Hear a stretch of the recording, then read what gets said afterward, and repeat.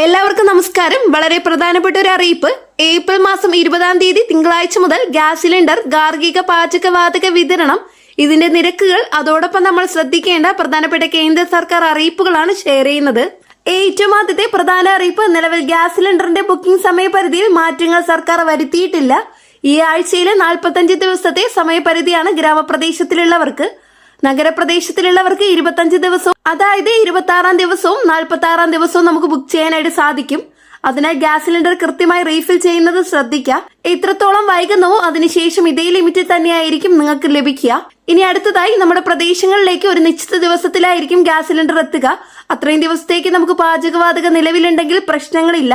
അല്ലാത്ത പക്ഷം നമുക്ക് ഏജൻസിയുമായി ബന്ധപ്പെട്ട് മുൻകൂറെ നേരിട്ട് പോയി വാങ്ങാനുള്ള സൗകര്യങ്ങൾ ഉണ്ടായിരിക്കും. അങ്ങനെ വാങ്ങുകയാണെങ്കിൽ ഡെലിവറി ചാർജ് നൽകേണ്ടതില്ല. ഇനി അതോടൊപ്പം തന്നെ PNG gas connection, pipe natural gas ലഭ്യമാകുന്ന ഏരിയകളിലേക്ക് ഇനി മുതൽ ഗ്യാസ് സിലിണ്ടർ വിതരണം കുറയ്ക്കുമെന്നുള്ള കേന്ദ്ര നിർദ്ദേശം വന്നിട്ടുണ്ട്. 3 മാസത്തെ സാവകാശമാണ് നിലവിൽ അനുവദിച്ചിട്ടുള്ളത്.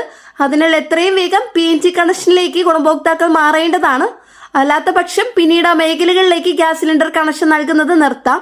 നിലവിൽ രാജ്യത്ത് പാചകവാതക വിതരണത്തിൽ ചില പ്രതിസന്ധികൾ നിലനിൽക്കുന്നതിനാൽ PNG കണക്ഷനിലേക്ക് മാറുന്നത് ശ്രദ്ധിക്കുക. നമ്മുടെ സംസ്ഥാനത്തെ സിറ്റി ഗ്യാസ് പദ്ധതി നടപ്പിലാക്കുന്ന പ്രദേശങ്ങളിൽ മാത്രമേ ഇപ്പോൾ PNG ലഭ്യമാകൂ. അത്തരം പ്രദേശങ്ങളിലുള്ളവർ ആവശ്യാനുസരണം കണക്ഷൻ എടുത്ത് ഉപയോഗിക്കുക.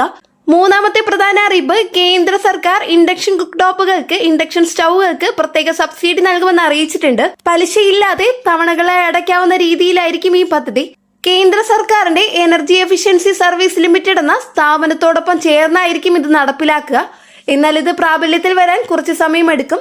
ജൂൺ ജൂലൈ മാസങ്ങളിലായിരിക്കും സാധ്യത. അതുവരെ പ്രതിസന്ധി മാറിയാൽ പദ്ധതി പിൻവലിക്കാനും സാധ്യതയുണ്ട്. ഇവിടെ ലക്ഷ്യം ഉയർന്ന ഗുണമേന്മയുള്ള അംഗീകൃത ബ്രാൻഡുകളുടെ കുക്ക് ടോപ്പുകൾ സബ്സിഡി നൽകുക എന്നതാണ്. വൈദ്യുതി ചെലവ് കൂടുമെന്ന ഭയം സാധാരണക്കാർക്ക് വേണ്ടതില്ല എന്നതാണ് നിലവിലെ പദ്ധതി.